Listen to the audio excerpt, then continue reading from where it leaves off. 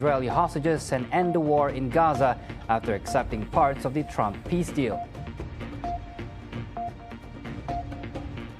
Meanwhile, Sarawak Delta GEOPARK enters the final stage of assessment by UNESCO for potential global GEOPARK status. Also, Sarawak is set to improve access to SANTUBONG, unlocking its potential as a leading tourism destination and research center.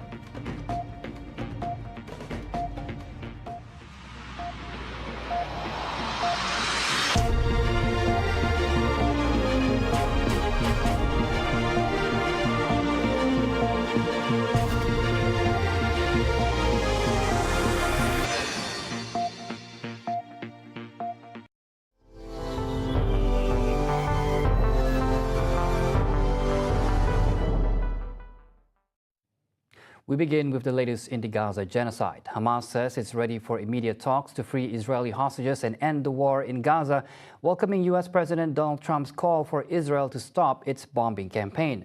Trump's peace plan, backed by Israeli Prime Minister Benjamin Netanyahu, calls for an end to the nearly two-year genocide, the release of hostages within 72 hours, a gradual Israeli withdrawal from Gaza, and the disarmament of Hamas.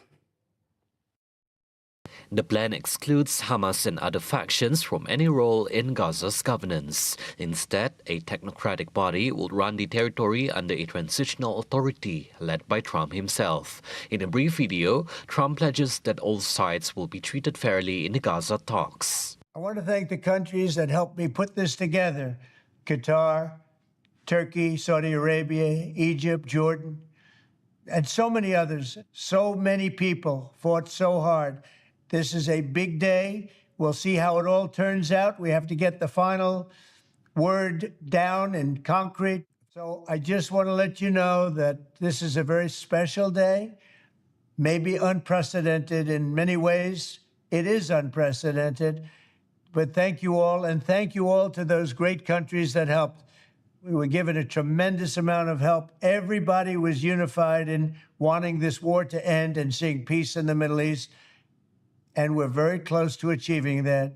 Thank you all, and everybody will be treated fairly. Earlier, Trump praised Hamas for declaring its commitment to a lasting peace after giving the group until 10 p.m. GMT on Sunday to accept his 20-point plan or face what he called all hell. In that statement, Hamas agreed to hand power in Gaza to technocrats, but said it will participate responsibly in future Palestinian talks on the territory's fate.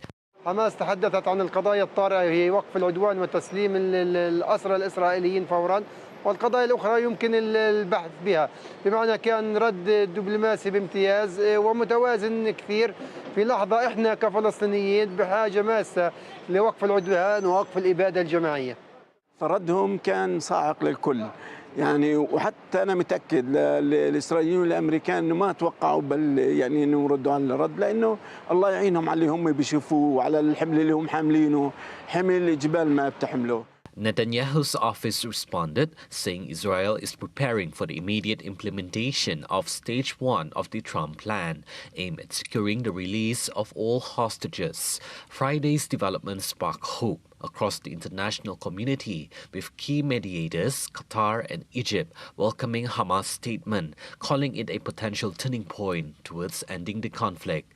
France, Germany and Britain also praised the move, calling it a major step towards peace. Meanwhile, Malaysia welcomes Hamas's conditional acceptance of the 20-point peace plan proposed by Donald Trump. Foreign Minister Dato' Sri Muhammad Hassan says the development is seen as a starting point towards lasting peace for Palestine and its people. Bersyukur kerana Hamas menerima walaupun dengan bersyarat, maknanya tidaklah boleh dijadikan alasan bahawa Hamas tidak menerima 20 perkara ini. Gaza akan terus diganyang dan rakyat Palestin akan terus dibunuh. According to Muhammad, the acceptance also reflects Hamas' willingness to seek a peaceful solution. Muhammad also said he expects humanitarian aid routes through the Rafah crossing and the King Hussein Bridge to be open once the peace plan is implemented. Jika ada mana-mana pihak lepas ini berurusan dengan Wisma Putra, ya, supaya dapat kami berurusan dengan kaum tempat kami di negeri-negeri tersebut, di negara-negara tersebut, baik di Jordan maupun di Mesir.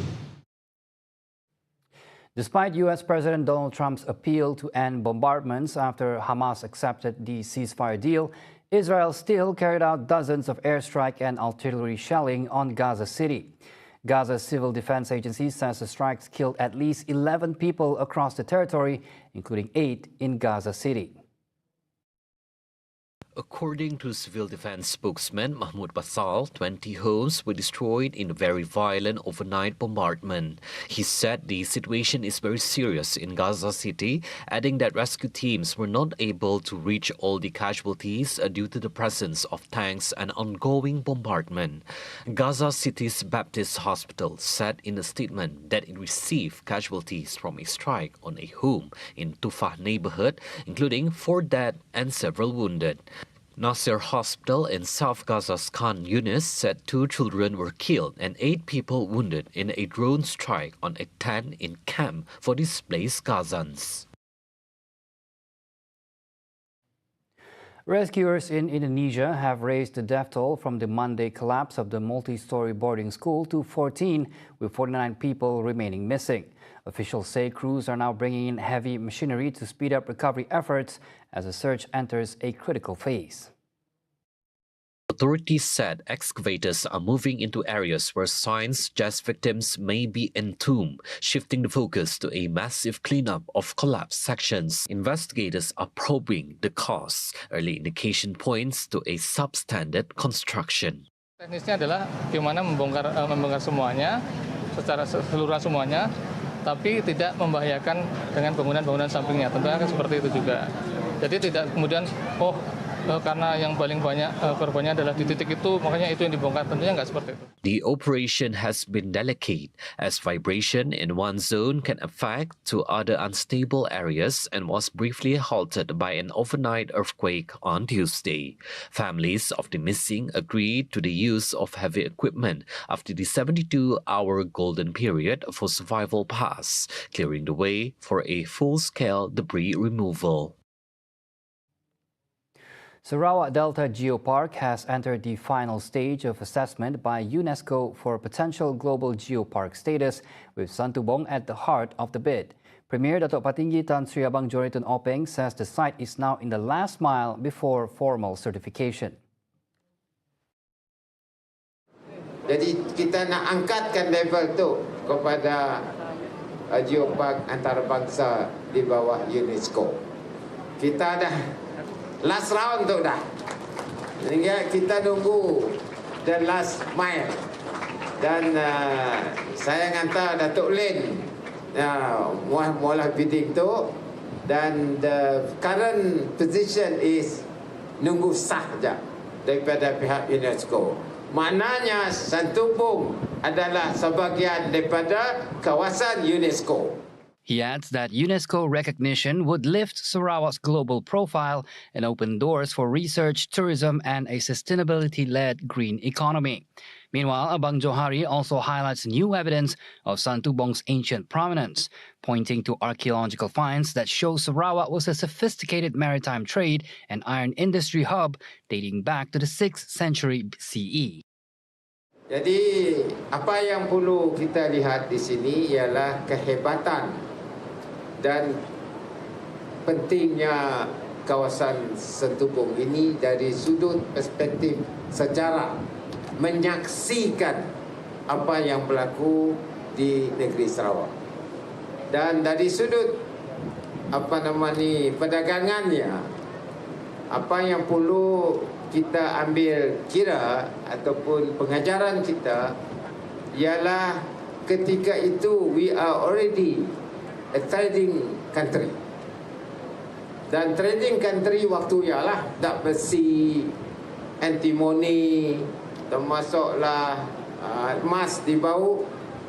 Ini semua ada hubung kait dengan khazanah yang ada di Sarawak yang membantu dalam pembangunan ekonomi Sarawak dan juga perhubungan perdagangan antarabangsa.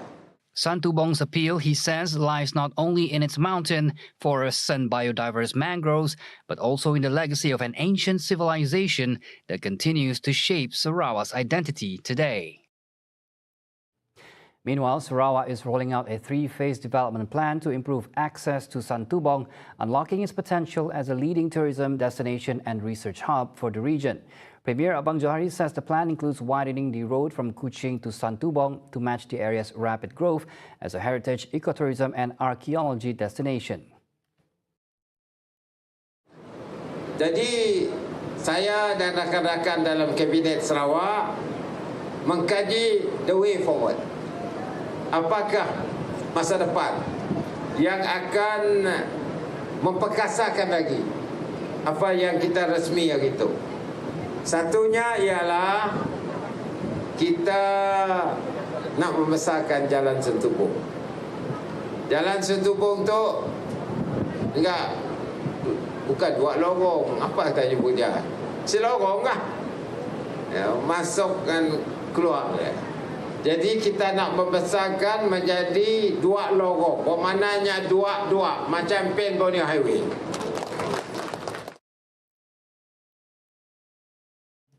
Miri's One-Stop Early Intervention Center, OSEC, is expected to begin operations in January next year. Sarawak Women, Childhood and Community Wellbeing Development Minister Dato Sri Fatimah Abdullah says preparations are underway, including staffing and the fit-out of sensory rooms and an aquatic therapy area. We have actually identified the timeline by January next year. OSEC Miri should be able to operate. In the process now, we are preparing in terms of the human resource. Dalam rancangan kita, those who are experienced ones will be deployed here first. While the young ones, the new ones, will have to learn from the more experienced ones first. Then bila kita dapat that they are ready, then they will stay. The Under One Roof Center will provide assessment, diagnosis and therapy services in collaboration with doctors, pediatricians and certified therapy teams. In addition to treatment and simulation activities for children, OSEC Miri will also serve as a training and support hub for parents and teachers working with children with special needs. Kita buat juga perkhidmatan yang kita beri di OSEC untuk ibu bapa. We do sessions like this. Pada hujung minggu, pada permulaan OSEC itu diwujudkan dulu. We engage with the parents. We explain. We get people to talk about autism. We get the doctors to talk about autism, what it is, bagaimana kita boleh membantu anak-anak kita. See the world closer with TVS as we bring you the latest news updates both locally and internationally. For more headlines anytime, anywhere, just head on to our official website at tvsarawak.my or follow us on our social media platforms at TV Sarawak. And those were the updates on TVS Nightline. I'm Razi Ahmad. Thank you for watching and have a good night.